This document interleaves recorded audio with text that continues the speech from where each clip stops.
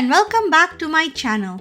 In case you're new here, my name is Sweta and I live in the San Francisco Bay Area with my husband and two daughters.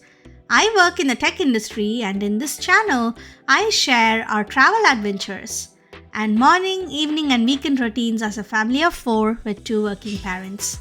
If this is the type of content you like to see, then I would greatly appreciate it if you can subscribe to my channel and ring that bell icon.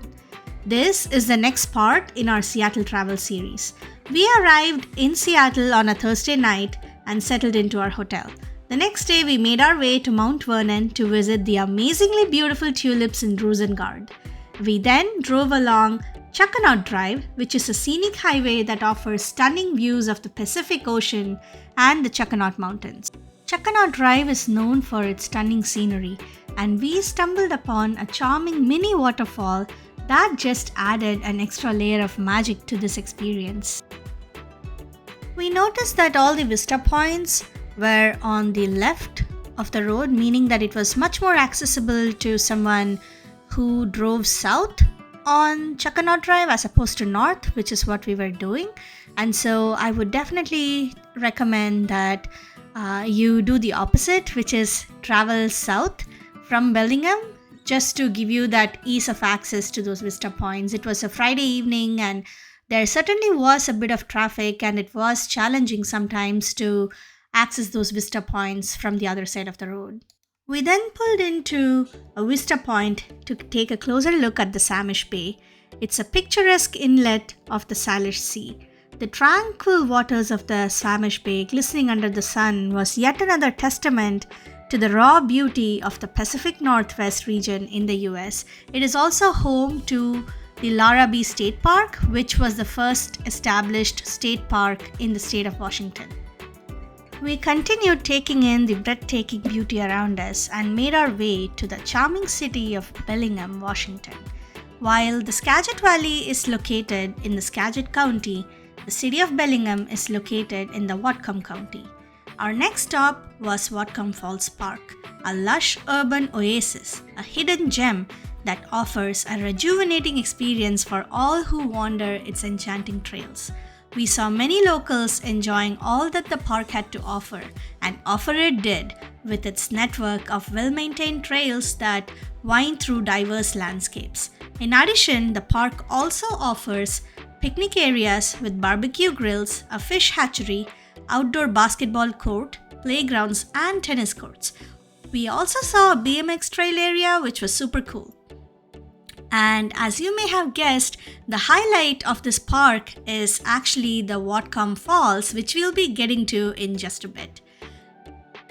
Skagit County is named after the Skagit River, which, along with its tributaries, has historically played a crucial role in the region's geography, culture, and economy. The name Skagit originates from the lush language spoken by the indigenous Coastal Salish peoples who inhabited the Skagit River basin. The word Skokale or Skookshot roughly translates to river people and has evolved into Skagit over time. Whatcom County is named after Whatcom Creek, which in turn derived its name from the Nooksack word Whatcom, which means noisy water. The Nooksack people are one of the indigenous peoples in the region. Whatcom Creek, known for its cascading waters and rapids, was a prominent natural feature in the area and hence the name. We made our way along one of those beautiful trails to reach the Whatcom Falls. The trail was beautiful with moss-covered trees and ferns, and goes without saying, the gushing sounds of the waterfall. Whatcom Falls Park has 4 different waterfalls. We made our way to the upper falls. This location makes you feel as though you're out in the wilderness somewhere, but it's actually barely 15 to 20 minutes away from the downtown area in Bellingham. Bellingham is located near the US-Canada border and therefore it's a very convenient pit stop for travelers between the two countries. I remember getting a quick lunch here after my graduation on a trip to Vancouver, British Columbia, that's in Canada, and the trip was with my husband and my in-laws. I could not explore the city then because of our tight schedule, but I'm glad that I could come back here after all these years and spend close to almost half a day in this beautiful city. The bridge you see here on the screen is made of sandstone rocks.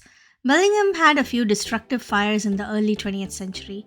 These stones were salvaged from stone buildings that still remained after the fire and was moved to build this bridge. The park also was subject to a fatal fire in 1999 when an underground gas pipeline burst, resulting in the death of 3 people. As a result, many of the areas in the park have been marked as sensitive to allow for the recovery of the flora and fauna here. We then walked over to the playground and the kids had a blast here. You can see that there is a picnic area right by the playground, and again it was lush green with the grass and in general very enjoyable. And I was really surprised to see not that many people here on a Friday evening, but I did see a lot of locals in the park going about their evening exercise activity, I suppose. So we left the Whatcom Falls Park and arrived in downtown Bellingham, and it's a quaint little town, and it has an amazing arts and a theater scene. And we made our way around the downtown checking it out, and we were again surprised to see that it was not that crowded. We were definitely expecting a little bit more of a crowd, this being a Friday evening. So we went to this place called Colophon Cafe, and that's where we had our dinner. And the food was okay. I think it was slightly above average. Nothing to write home about. It was decent. So, and I can only speak for the vegetarian options here though. And one thing that endeared me to this restaurant was the bookstore that's located right next to the restaurant. So I finished my dinner quickly, and while my kids were still finishing up and stayed with my husband, I made my way quickly to this bookstore to go check it out, and I was not disappointed.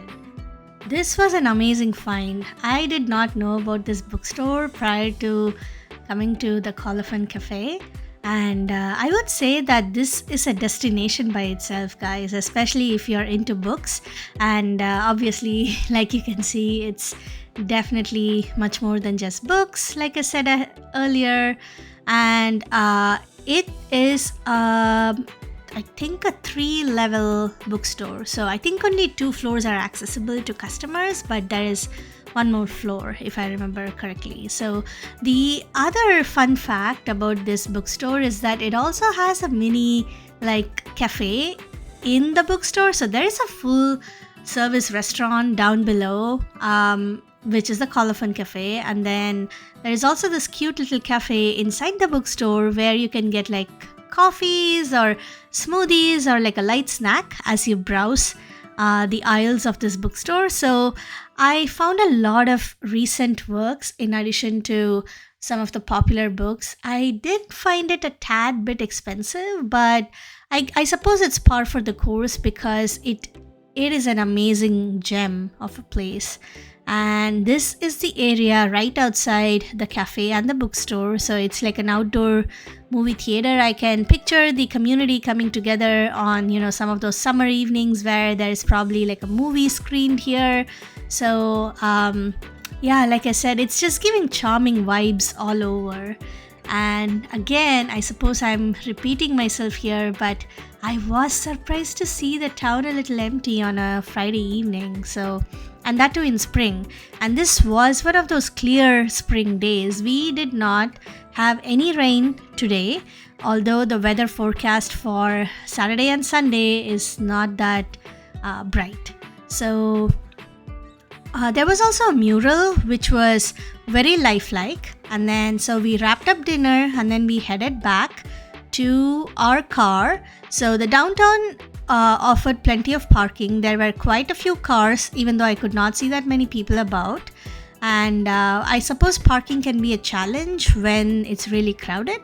So here we are driving back to Linwood, and in the next vlog you will see some exciting things like taking your car on the ferry.